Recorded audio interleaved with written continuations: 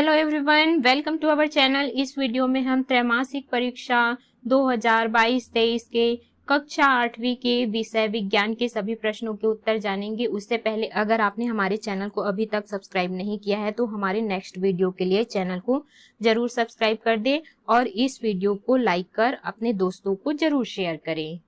तो हमारा सबसे पहला प्रश्न है, सूर्य के सबसे निकट का ग्रह है, तो इसका उत्तर है बुध। प्रश्न दूसरा है, निम्न में से कौन सौर परिवार का सदस्य नहीं है, तो इसका उत्तर है तारामंडल। प्रश्न तीसरा है, पृथ्वी के वायुमंडल के गर्म होने का कारण है, तो इसका उत्तर है ग्रीन हाउस प्रभाव। प्रश्न चौथा है, कार्बन डाइऑक्साइड गीले नीले लिटमस को लाल कर देती है, अतः वह है अम्लीय ऑक्साइड।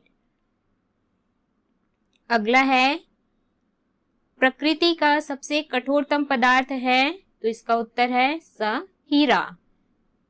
प्रश्न छठवा है, कोशिका का ऊर्जा केंद्र है माइटोकॉन्ड्रिया। अगला है अति लघु उत्तरी प्रश्न, सौरमंडल में लाल ग्रह कौन सा है, तो इसका उत्तर है सौरमंडल में लाल ग्रह मंगल ग्रह है। अगला प्रश्न है, संश्लेषित रेशे अधिक लोकप्रिय क्यों हैं, इसका उत्तर है संश्लेषित रेशे अधिक टिकाऊ तथा पहुंच के भीतर होने के कारण अधिक लोकप्रिय है।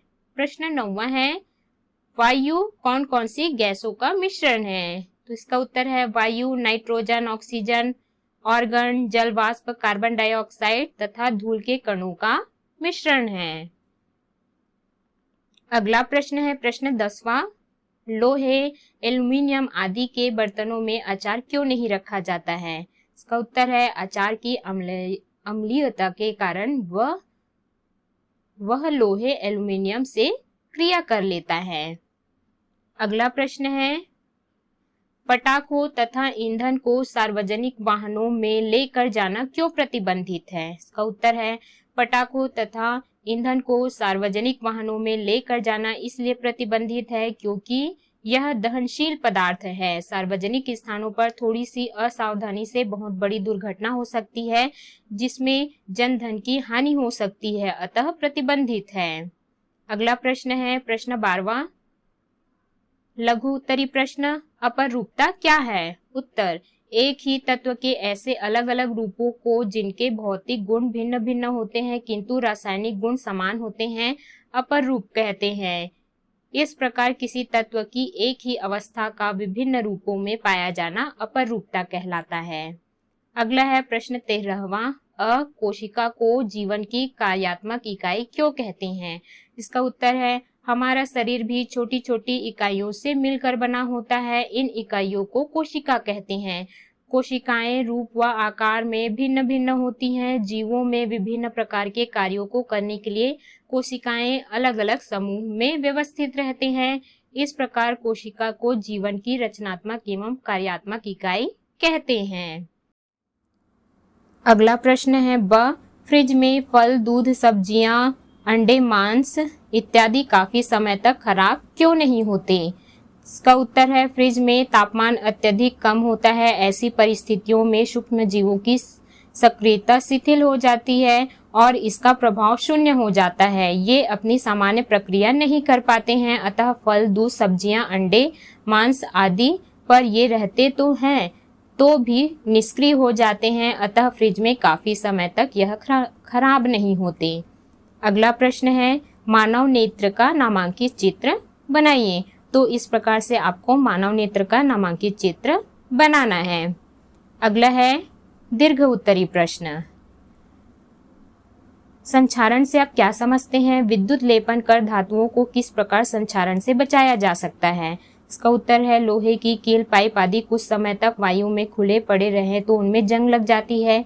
इस प्रकार धातु की ऊपरी सतह पर उसके यौगिक का बनना संक्षारण कहलाता है। लोहे की वस्तु को साफ करके पिघले हुए जिंक में डुबाया जाता है। वस्तु पर जिंक की पतली परत चढ़ जाती है। घरों की छत बनाने में प्रयुक्त लोहे की चादरों, बाल्टियों और टंकियों को संक्षारण से बचाने के लिए उन धातुओं पर परत चढ़ाई जाती है जो उनकी रक्षा कर सके। यह कार्य विद्युत लेपन विधि द्वारा किया जाता है। इस प्रकार लोहे पर टिन या क्रोमियम धातु की परत चढ़ाकर इसको सुरक्षित किया जाता है। अथवा है जंतु कोशिका का नामांकित चित्र बनाइए। तो इस प्रकार से जंतु कोशिका का चित्र आपको बनाना है। अगला प्रश्न है नाइट्रोजन गैस के प्रमुख उपयोग लिखिए। तो इसका उत्तर है, इसका प्रमुख उपयोग है पहला, यह पौधों और जीवधारियों की वृद्धि हेतु आवश्यक है। दूसरा, नाइट्रोजन का उपयोग यूरिया जैसे उर्वरक बनाने में किया जाता है। तीसरा, निष्क्रिय प्रवृत्ति के कारण विद्युत लैंपों में नाइट्रोजन भरकर इसका उपयोग किया जाता है।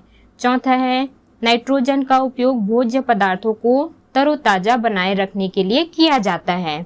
अथवा आपके अनुसार प्लास्टिक का उपयोग बहुतायत में क्यों नहीं करना चाहिए? तो इसका उत्तर है, प्लास्टिक प्राकृतिक प्रक्रियाओं द्वारा सरलता से अपघटित नहीं होता है। यह जैव और अनिम्नीकरणीय पदार्थ है। प्लास्टिक को अपघटित होने में कई वर्ष लग जाते हैं, इसलिए यह पर्यावरण प्रदूषण का प्रमुख कारण बन गया है। यदि प्लास्टिक को अपघटित करने के लिए जलाया जाता है तो यह भारी मात्रा में विषैले धुएं को उत्सर्जित कर पर्यावरण को प्रदूषित करता है। अगला प्रश्न है प्रश्न 17वां, संश्लेषित रेशों का औद्योगिक निर्माण वनों के संरक्षण में सहायक है, समझाइए।